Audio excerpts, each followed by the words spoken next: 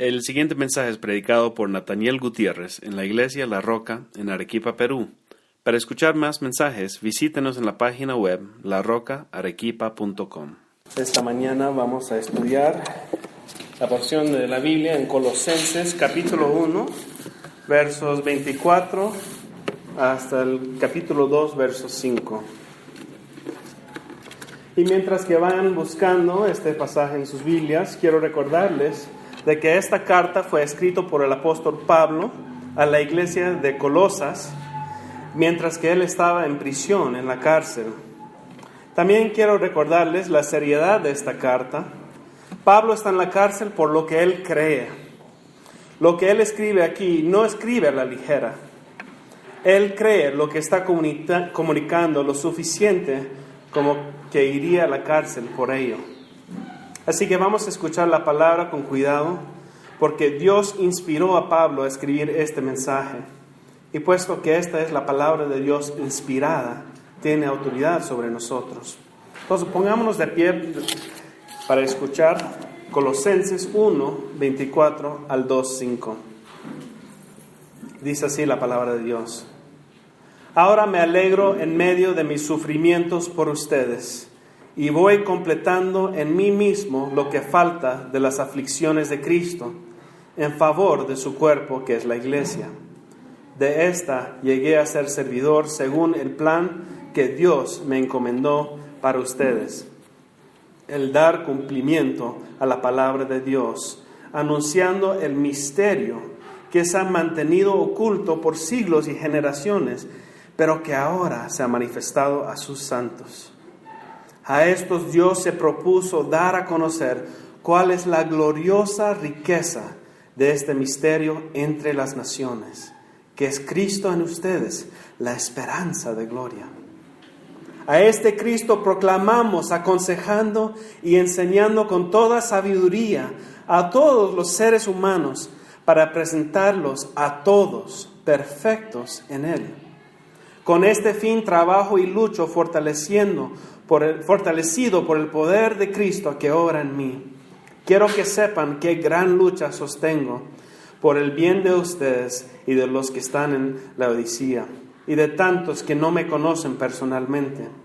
Quiero que lo sepan para que cobren ánimo, permanezcan unidos por amor y tengan toda la riqueza que proviene de la convicción y del entendimiento. Así conocerán el misterio de Dios, es decir, a Cristo, en quien están escondidos todos los tesoros de la sabiduría y del conocimiento. Les digo esto para que nadie los engañe con argumentos capciosos. Aunque estoy físicamente ausente, los acompaño en espíritu y me alegro al ver su buen orden y la firmeza de su fe en Cristo. Pueden tomar asiento. Vamos a pedir la bendición del Señor. Gracias, Padre, por tu palabra. Gracias por tu siervo Pablo, Señor, que predicó este mensaje por medio de una carta a la iglesia de los Colosas, Señor, y Laodicea. Gracias que nosotros también por medio de tu Espíritu Santo podemos recibir este mensaje para nosotros. Ayúdanos, Señor, a entenderlo y aplicarlo a nuestras vidas. Protégenos, Señor, de la distracción y de las cosas de la vida que nos pueden distraer de este momento.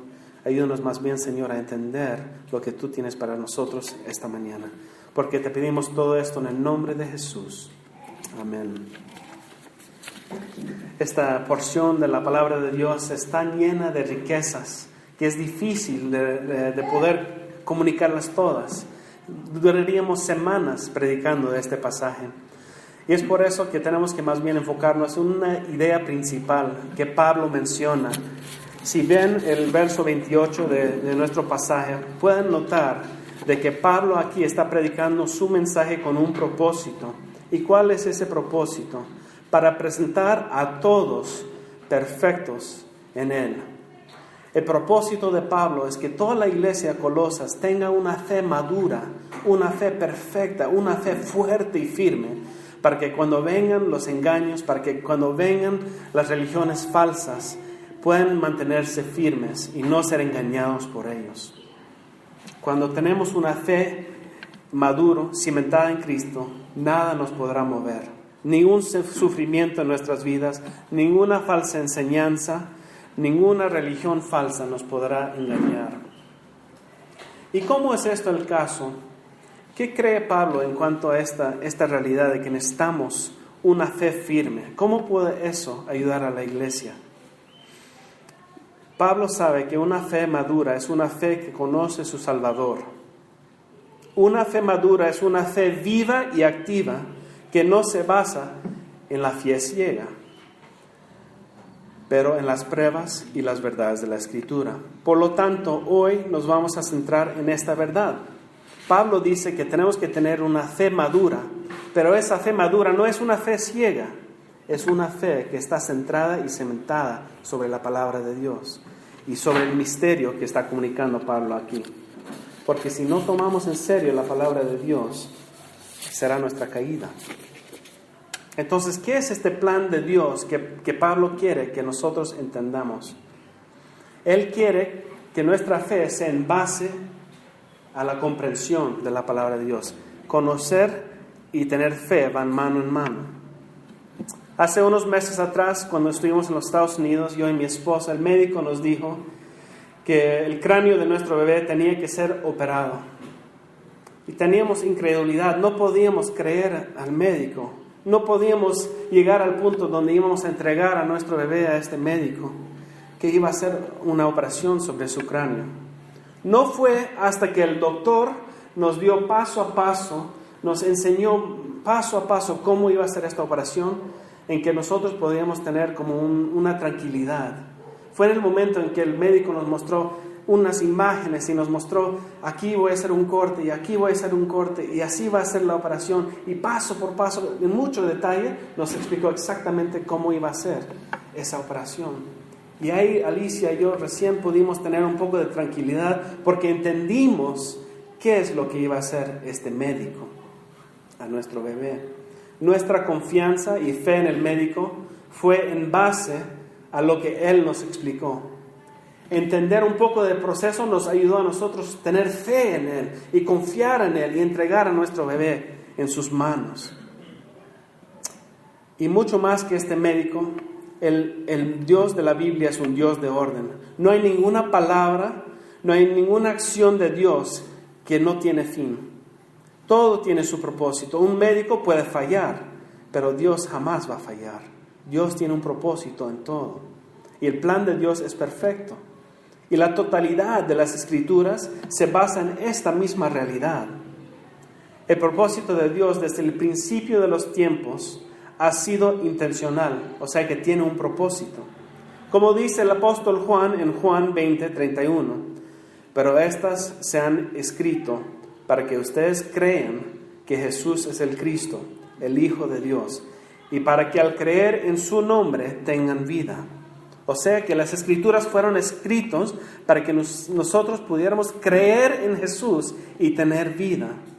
Así que con esto en mente vamos a aprender sobre este plan de Dios de redención, de redimir a su pueblo, para que podamos tener una mayor y más madura fe en ella. Todos nosotros sabemos que la Biblia empieza en Génesis, con la historia de Adán y Eva, ¿no? Todas las cosas Dios había hecho bien, pero a continuación la historia de Adán y Eva entra a la escena y Dios hace un pacto con ellos que comúnmente es conocido como el pacto de las obras. En este pacto que hizo Dios con Adán y Eva, Él les dijo, si me obedecen perfectamente las condiciones, entonces tendrán vida. O sea que por obras podían haber sido salvos Adán y Eva. Pero si no obedecen perfectamente mis mandamientos, van a morir, van a tener la consecuencia de la muerte. Este pacto de obras, obviamente como todos nosotros sabemos, no pudieron cumplir Adán y Eva. Tomaron el fruto prohibido y en esa acción, todos nosotros caímos en pecado y todos nosotros tenemos ahora lo que se llama el pecado original. Es por eso que un bebé nace con pecado. Es por eso que todos nosotros estamos destituidos de la gloria de Dios. Es por eso que ninguno de nosotros podemos tener una relación con Dios sin un Salvador. Pero gracias a Dios, después de que tomaron a Adán y Eva ese fruto y tuvieron ese pacto de obras que fallaron, Dios hizo un pacto nuevo, el pacto de la gracia, el pacto bajo el cual nosotros ahora nos encontramos, que es un pacto en que Dios promete mandar un Salvador, que libremente toda persona sin obras puede ser salva. Toda persona que cree en Jesús puede ser salva. Este nuevo pacto no lo entendían ellos perfectamente en ese entonces. Se iba desarrollando poco a poco. Primero en la semilla de la mujer que explica en Génesis 3:15.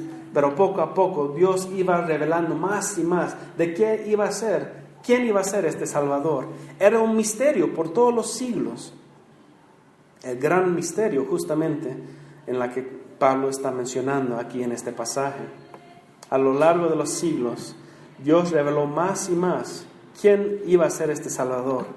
Pero para muchos seguía siendo un misterio. Nadie sabía quién iba a ser este Salvador. Los israelitas en el Antiguo Testamento tenían reyes que apuntaban hacia un Salvador que venía. Por ejemplo, el rey David libró al pueblo de Israel contra Goliat y contra los filisteos. Y muchos vieron a él como su Salvador en ese momento. Pero David fue un Salvador pequeño porque solo le salvó de una guerra pequeña y un solo nación, un solo enemigo. Pero un día vendría un Salvador que no solamente les libraría de un enemigo, pero de todos los enemigos. No una sola vez, pero para todas. Y es por eso que este misterio se va revelando poco a poco en los diferentes reyes y los jueces del Antiguo Testamento. Y se cumple en una persona, en un Salvador. De este misterio está hablando Pablo. ¿Se acuerdan en Lucas 24:27? Jesús está hablando con 2 discípulos en camino a Maús, después de su muerte. Y los discípulos están tristes porque piensan que Jesús había muerto y que no había resucitado. Ellos pensaron que fue un hombre nada más. Entonces estuvieron ellos tristes porque su Salvador había muerto. Pero ¿qué pasa? Jesús entra entre ellos caminando, se hace como un hombre cualquiera. Y empieza a explicarles, ¿de qué están tristes? Y empieza a explicarle, dice el verso 27 de Lucas 24. Jesús mismo enseña, dice, entonces comenzando por Moisés y todos los profetas, les explicó lo que se refería a él en todas las Escrituras. Desde la semilla de la mujer, en Génesis 3, vemos que poco a poco se va desarrollando esta idea del Redentor. Poco a poco están entendiendo más y más quién va a ser este Salvador, porque toda la Biblia se enfoca en este centro. Y Jesús en ese momento les explica a los discípulos que todo Moisés y las profetas, o sea, todo el Antiguo Testamento, hablaba y apuntaba acerca de él. Jesús es el cumplimiento del misterio, como dice Pablo en el verso 2 y 3 del capítulo 2. Quiero que sepan esto y que cobren ánimo, permanezcan unidos por amor y tengan toda la riqueza que proviene de la convicción y del entendimiento. Así conocerán el misterio de Dios, es decir, a Cristo. Cristo es el misterio de Dios. Toda la Biblia apuntaba al Salvador, que es Jesús. Jesús es el centro de toda la historia de Dios. Esta es la historia de redención. Jesús es el misterio revelado. Y en esto se quiere enfocar Pablo. En esto quiere centrar su mensaje.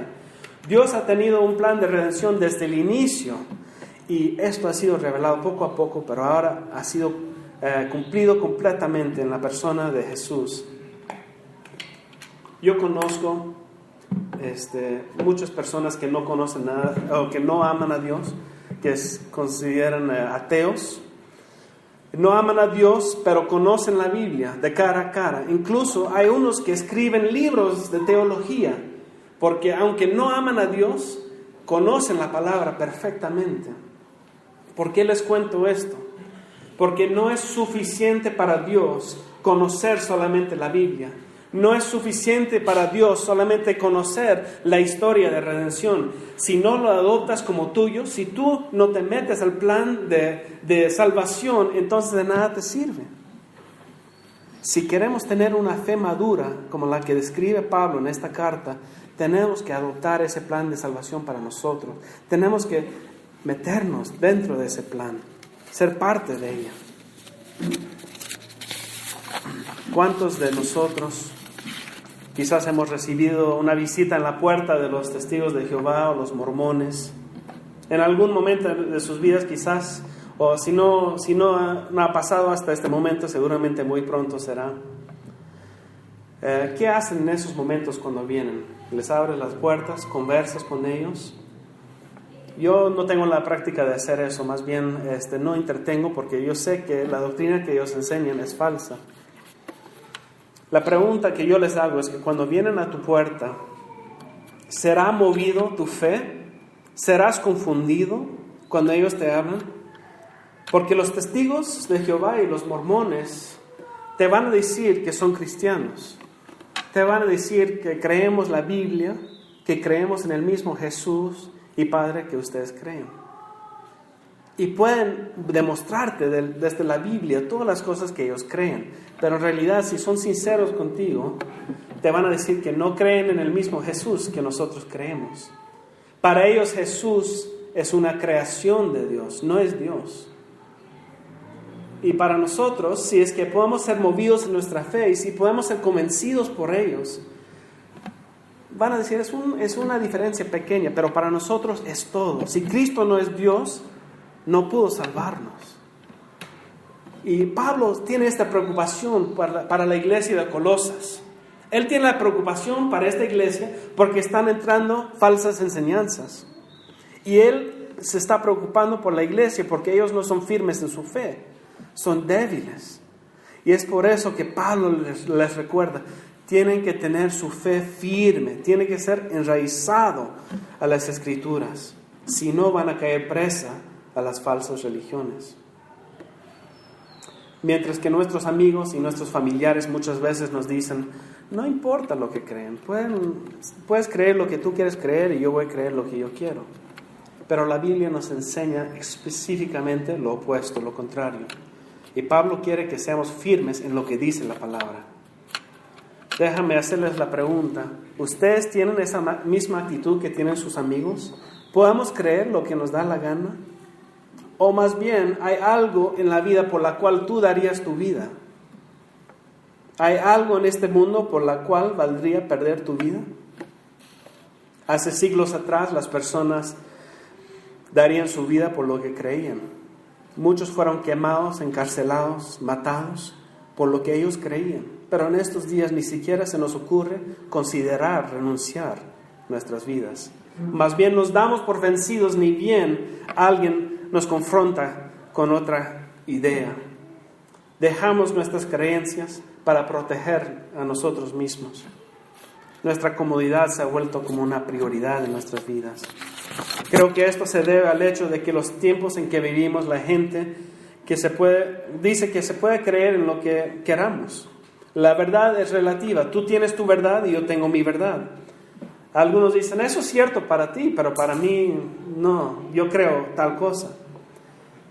Dice, no sé cuántas veces he escuchado, para mí todas las religiones son iguales, todos van a Dios.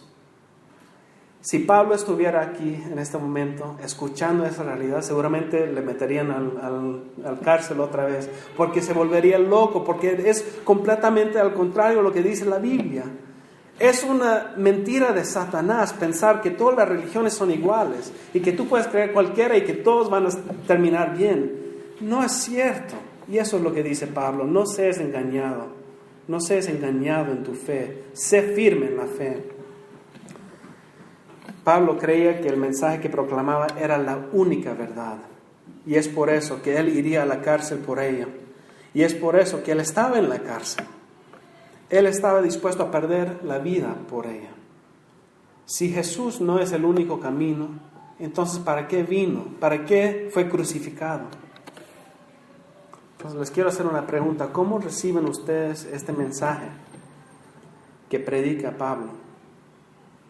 ¿Consideras que Jesús es solo otra opción entre muchas religiones? ¿Crees tú que el mensaje es cierto con todo tu corazón y con toda tu vida? ¿Te arriesgarías tu vida o incluso morirías por este mensaje? ¿Qué significa Jesús para ti? Tal vez el mensaje no tiene mucha importancia para tu vida. Les animo a que sean sinceros con ustedes mismos si es verdad para ti, si es que Jesús no es importante para ti. Jesús dice que cualquier persona que solo le dice Señor de boca para afuera, pero no lo cree en su corazón y no vive una vida de acuerdo a esa enseñanza que Él ha dado en la Escritura, se está engañándose a sí mismo. Es por eso que en Apocalipsis leemos tanto de que Dios dice que va a vomitar a toda persona que es tibia.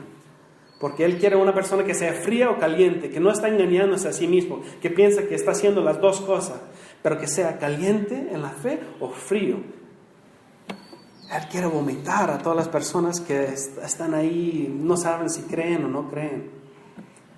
Hay muchas personas que no se comprometen con Cristo y tampoco lo rechazan, quieren andar ahí por medio.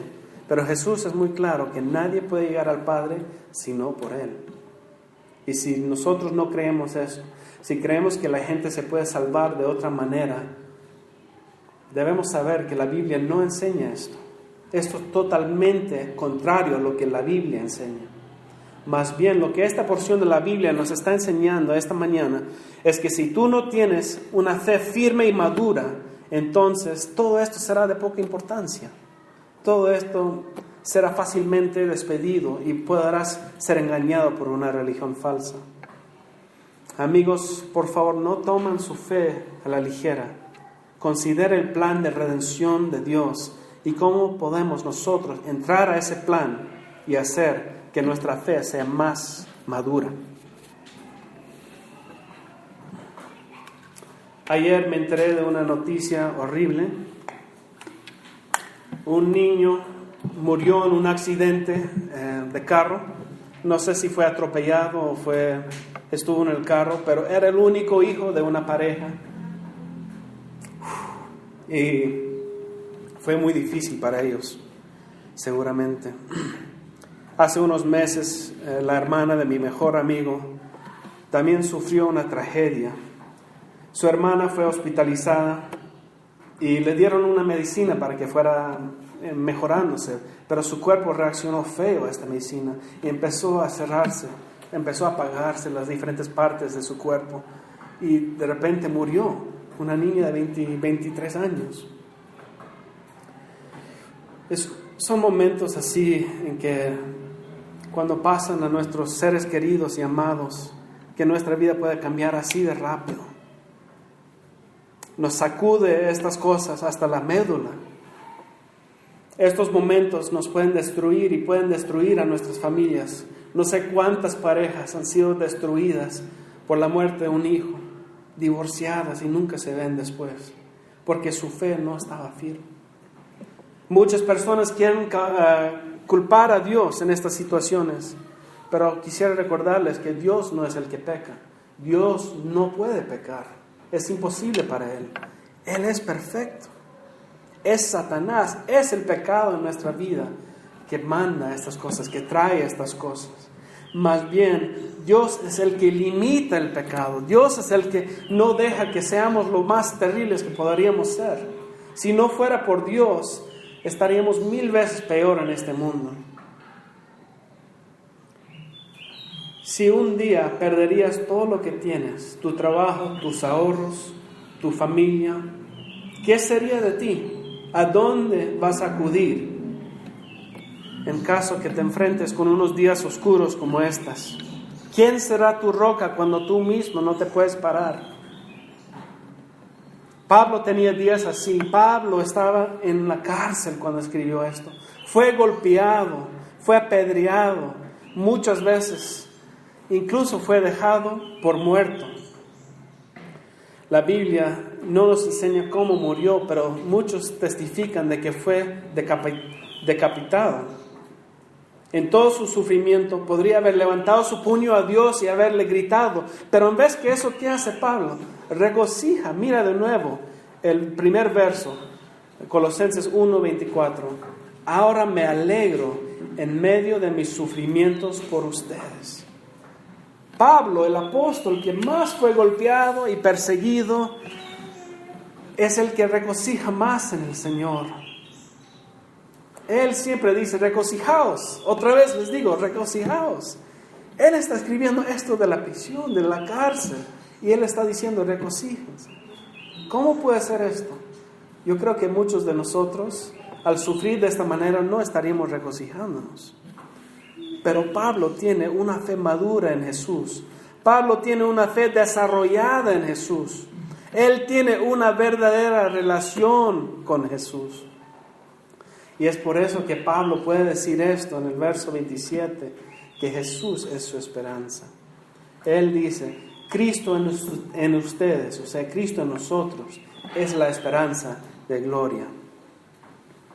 El Dios de toda la eternidad, el Creador omnipotente de los cielos y la tierra, nuestro Creador, el Dios que hizo el aire que respiramos, estaba en Pablo. Esto es el misterio. No solamente que iba a venir un Salvador un día, pero ese Salvador iba a habitar en nosotros. Y no es cualquier Salvador, es el Salvador todopoderoso que escuchamos el domingo pasado con Natán, en quien estaba la plenitud de Dios. Jesús dentro de Pablo. Es por eso que Pablo puede regocijar. Es por eso, en medio de los sufrimientos, Pablo no tiene miedo del hombre, no tiene miedo de la muerte, porque nada se compara con la gloria que está por venir en Jesús. Quiero leerles un pasaje de 2 Corintios 1:8, en que Pablo describe una situación a unos hermanos que están en Asia. Dice así: porque no queremos que ignores, hermanos, acerca de nuestra aflicción sufrida en Asia. Escuchan cómo Pablo se siente cuando está escribiendo esas palabras. Estábamos abrumados sobremanera más allá de nuestras fuerzas, que perdimos la esperanza de la vida misma. Pablo ya estaba esperando la muerte. Ya no pensaba que iba a vivir. De hecho, nos sentimos que habíamos recibido la sentencia de muerte. Pero eso era para que no confiáramos en nosotros mismos, sino en Dios, quien resucita a los muertos. Él nos libró de tal peligro de muerte, y Él nos librará. En Él hemos puesto nuestra esperanza, que nos librará de nuevo. Pablo no tiene miedo a la muerte. Pablo no tiene miedo a las cosas que le pueden suceder en este mundo. Él tiene una fe que no puede ser movida porque está en base a la palabra de Dios. Pero Pablo estaba hasta el límite en ese momento. Pero él sabía que Dios podía resucitar a los muertos. Y esa es la buena noticia que tiene Pablo en este pasaje. Cuando nosotros estamos unidos a Cristo y Cristo está en nosotros, estamos unidos a Cristo no solamente en su muerte, pero también en su resurrección. Y no solamente en su resurrección, pero en la gloria. ¿Dónde está Jesús en este momento? Está con el Padre, con los ángeles, con los santos, en la alegría y el gozo y en la gloria. Y la palabra promete de los que son unidos, que los que son unidos a Él un día también tendrán el mismo fin. Estarán unidos no en parte como ahora, pero completamente. Cara a cara vamos a estar con Jesús. Y es por eso que Pablo dice en verso 27, Cristo en ti es la esperanza de la gloria. Es por eso que dice, a Él solamente proclamamos. Es por eso que yo no vengo a decirles que ustedes tienen que esforzarse más, tienen que trabajar más duro, porque ustedes no pueden salvarse. Nosotros no podemos salvarnos a nosotros mismos. Buda no nos puede salvar, Confucio no nos puede salvar. Hasta otros santos, otros hermanos no nos pueden salvar. Solamente Jesús nos puede salvar, y solamente unidos a este plan de redención que Dios tiene para nosotros desde la creación de este mundo, solamente Jesús nos puede salvar. Y es por eso que Pablo solamente predica a Él. Y es por eso que nosotros solo predicamos de Jesús. Jesús vino no solo para una nación en particular, para los israelitas, vino para todos los hombres. Miren el verso 28. Pablo no puede dejar de decir todo porque él quiere enfatizar que esto es para todos. A este Cristo proclamamos, dice en el verso 28, aconsejando y enseñando con toda sabiduría a todos los seres humanos para presentarles a todos perfectos en Él. Este mensaje no es para una nación solamente. Un gato creo que entró. No es solamente para una nación, es para todos. Este mensaje no es solamente para ricos, ni es para pobres, es para todos. No es solamente para hombres, es también para mujeres, para niños, para adultos, para abuelos, es para todos. Jesús vino a redimir a todos, a todas las naciones, y es por eso que vemos que aquí Pablo está hablando de que la gloria, este mensaje, está yendo a todos los gentiles, a todas las naciones. Ahora no solamente ha sido revelado quién es el Mesías, pero a quién puede ser salvado, y es abierto a todo el mundo. Jesús vino a redimir nuestro pasado para darnos vida y esperanza en el presente y regalarnos gloria en el futuro. Es por esta razón que no importa quién eres, ni lo que has hecho en el pasado, ni dónde estás en este momento, Jesús te llama a sí mismo. Él te va a dar su gloria y Él va a tomar tus pecados si pones tu fe en Él. Toma posesión de tu fe y sé firme y maduro. Cree en Jesús y síguele. Pablo escribe estas cosas en conclusión a la iglesia de Colosas y para nosotros, para que podamos tomar en serio nuestra fe y caminar con el Señor Jesús, para que seamos maduros en la fe, haciendo caso omiso a lo que está diciendo Pablo en este pasaje. No es poca cosa, es una decisión y una diferencia para toda la eternidad. No arriesgas tu alma, no apuestas tu alma, es demasiado serio. Pon más bien tu fe en el Creador de este mundo, el Creador de los cielos y la tierra y todo lo que hay en ella, y aférrate a Él. Pon tu vida en el plan de redención y así será posible que puedas conocer el gozo que Pablo tenía siendo firme en Cristo, porque Cristo en nosotros es la esperanza de gloria. Vamos a orar. Padre Celestial, te damos gracias que cuando pecaron nuestros antepasados, Adán y Eva, en el huerto de Edén, no nos dejaste ahí, Señor, con ese pecado original. Pero por medio de tu Hijo, en el pacto de la gracia, Señor, nos has dado la oportunidad de creer en Jesús, el misterio que fue escondido por siglos y siglos, pero ahora es revelado en la persona de Jesús. Señor, reconocemos que solo podemos ser salvos cuando creemos en las obras de Cristo, no en las nuestras. Solo podemos ser salvos cuando confiamos en Él. Y gracias, Padre, porque si dependería de nosotros, todos estaríamos completamente destruidos, condenados a la muerte eterna. Gracias, Señor, por nuestro Señor Jesucristo y la salvación que tenemos en Él. Gracias por el gran sacrificio que Él hizo por nosotros.